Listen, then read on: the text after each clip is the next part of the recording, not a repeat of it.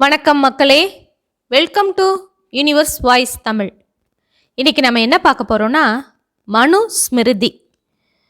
இந்த நூலில் சொல்லப்பட்டுள்ள முக்கியமான கருத்துக்களைத்தான் நாம் இங்கே பார்க்க போகிறோம். நமது வாழ்வியலுக்கு இது மிக மிக அவசியமான ஒன்றாக இந்த நூலில் சில கருத்துக்களை கூறியிருக்கிறார்கள். அதை பற்றி பார்ப்போமா? சாஸ்திரங்களில் விளக்கப்படாத தர்மங்களை பற்றிய விஷயத்தில் எப்படி நடந்து கொள்ள வேண்டும் என்று சில நேரம் நமக்கு சந்தேகம் ஏற்படலாம். அப்போது நல்லொழுக்கம் வாய்ந்த மகான்கள் என்னென்ன சொல்லியிருக்கின்றார்கள் என்பதை பற்றி ஆராய்ந்து பார்த்து அதன்படி நடப்பதே தர்மமாகும். இதில் எல்லளவும் சந்தேகமில்லை என்கிறது மனுஸ்மிருதி.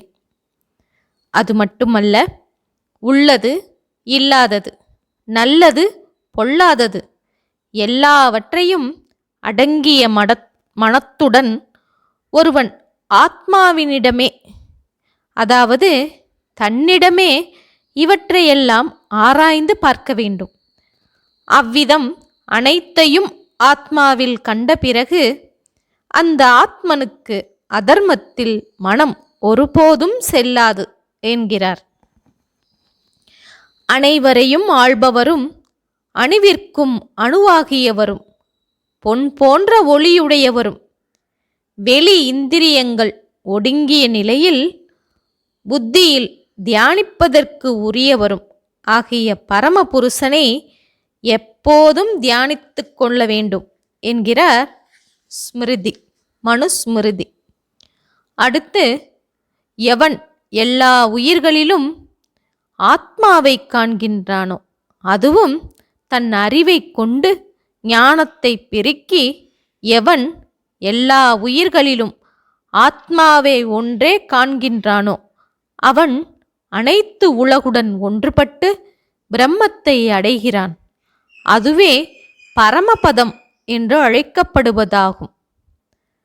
அடுத்து, முதியோருக்கு, அறிவில் சிறந்த பண்பாளர்களுக்கு நாம் எப்போதும் மரியாதை காட்டினால் நமக்கு என்னென்ன கிடைக்கும் என்பதை பட்டியலிடுகிறார் மனுஸ்மிருதி. முதியோருக்கும் பெரியோருக்கும் எப்பொழுதும் மரியாதை காட்டினால் ஆயுள், அறிவு, புகழ், வலிமை ஆகிய நான்கும் நமக்கு அதிகரித்து கிடைக்குமாம். அது மட்டுமல்ல, தர்மத்தாலும் அதர்மத்தாலும் ஜீவனுக்கு ஏற்படும் கதிகளை தனது புத்தியால் கண்டறிந்து ஒருவன் தர்மத்தில் மட்டுமே தனது மனதை நிலைநிறுத்த வேண்டும், அதை வாழ்வியலாக கொள்ள வேண்டும் என்கிறார்.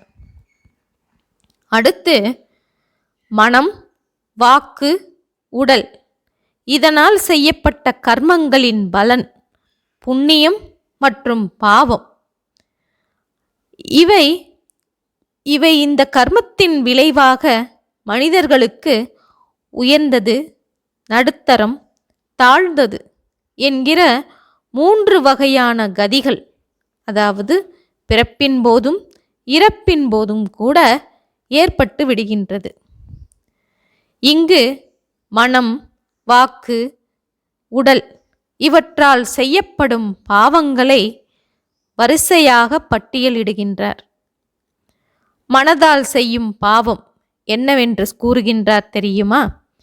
பிறர் பொருளை கவர்வதை பற்றிய சிந்தனை. பாவங்களை செய்ய எண்ணங்களை வளர்த்து கொள்ளுதல். அடுத்து, உடலே இந்த ஆத்மா என்கிற உடலின் மீதான பற்று ஆகிய 3 வகையான கர்மம் மனதால் செய்யும் கர்மம், அதாவது பாவ கர்மம் என்கிறார்.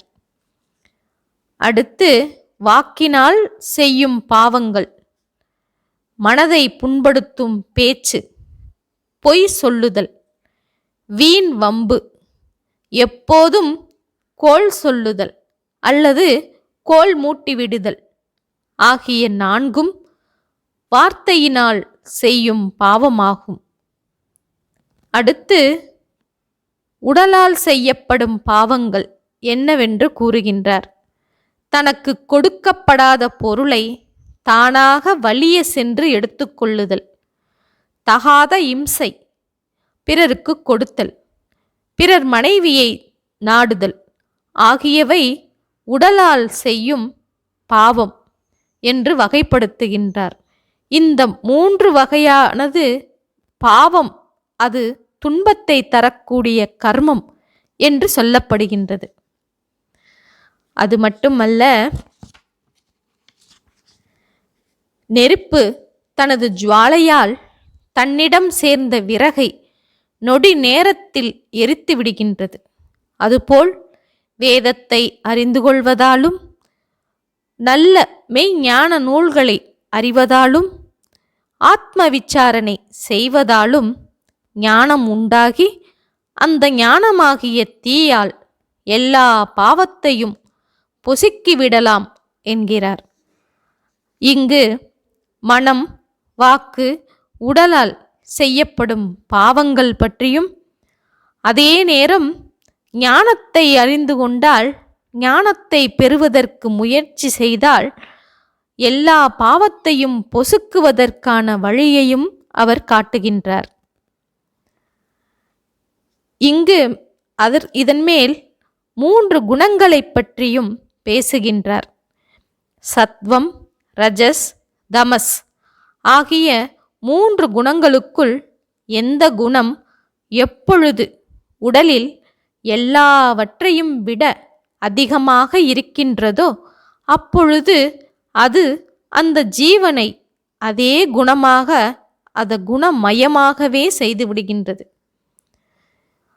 எது அன்புடன் கூடியதாகவும் ஆத்மாவிடம் பரிசுத்தமான தெளிந்த நீர் போல் சாந்தமாகவும் காணப்படுகின்றதோ அதை சத்துவம் என்று அறிந்து கொள்ள வேண்டும்.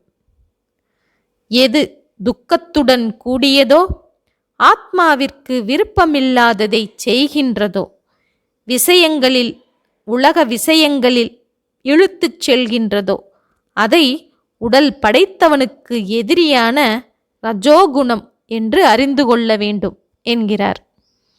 எது மதிமயக்கத்துடன் கூடியதோ, தெளிவு இல்லாததோ, வெளி விஷயங்களையே எப்பொழுதும் நாடுகின்றதோ, நன்மையது தீமையது என்று மனதால் ஆராய முடியாததாக இருக்கின்றதோ அதை தமோகுணம் என்று உணர்ந்து கொள்ள வேண்டும் என்கிறார் மனுஸ்மிருதி. அது மட்டுமல்ல, வேதம் ஓதுதல், தவம் செய்தல், ஞானத்தை நாடுதல், உள்ளும் புறமும் தூய்மையாக இருத்தல், புலன் அடக்கம், தர்ம அனுஷ்டானம், ஆத்ம தியானம் ஆகியவை சாத்வீக குணத்தின் அடையாளங்களாக குறிப்பிடுகின்றார். ஓகே மக்களே, மனுஸ்மிருதியில் கூறப்பட்டுள்ள முக்கியமான கருத்துக்கள் 16 கருத்துக்களை இங்கு நாம் பார்த்தோம். மீண்டும் இது போன்ற ஒரு செய்தியுடன் சந்திப்போம். நன்றி, வணக்கம்.